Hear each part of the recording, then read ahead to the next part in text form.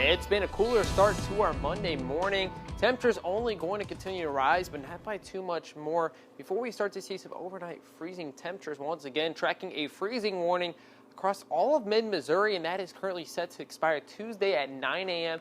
as temperature is going to be below 32 degrees, some areas seeing into the lower 20s. Now, this afternoon, we're still tracking some gusty winds up to 25 miles per hour, so we are tracking a fire weather warning for the southern half of the viewing area just because we're seeing a lower relative humidity paired with these drier conditions and these winds. That's going to spell some trouble for the possibility of some grass fires that easily spread. Now, this afternoon, temperatures not going to be warming by too much. 3 p.m. looking at 46 degrees as winds remain out of the northwest. 5 p.m. 46 still, and sun starts to set.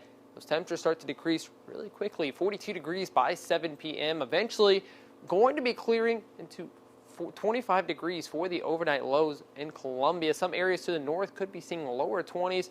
Wind chills could be into the upper teens tonight as we're going to be tracking winds out of the northwest at 5 to 10 miles per hour.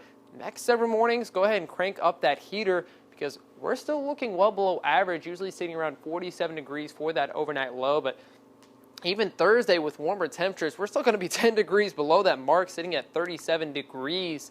So it's going to be looking like a cooler week ahead until we get to the second half. Now, the reasoning for this is a high-pressure system well off to the west. That's leading to winds coming back out of the northwest. So it's coming originally from Canada, bringing that drier and cooler air. This will be taking place throughout much of the week until we start to see that high-pressure system finally start to shift off just a tad bit to the east.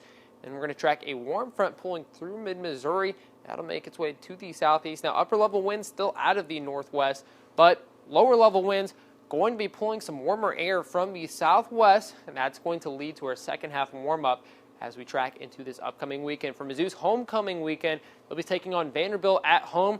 Temperatures look to rise back into the upper 70s, making for a beautiful afternoon for a 3 p.m. kickoff. And we're going to be tracking drier conditions until the high-pressure system out west finally starts to break back down. So as we head off into next week, we're going to see more chances of some widespread showers, which will help us just a tad bit more with those drought-like conditions.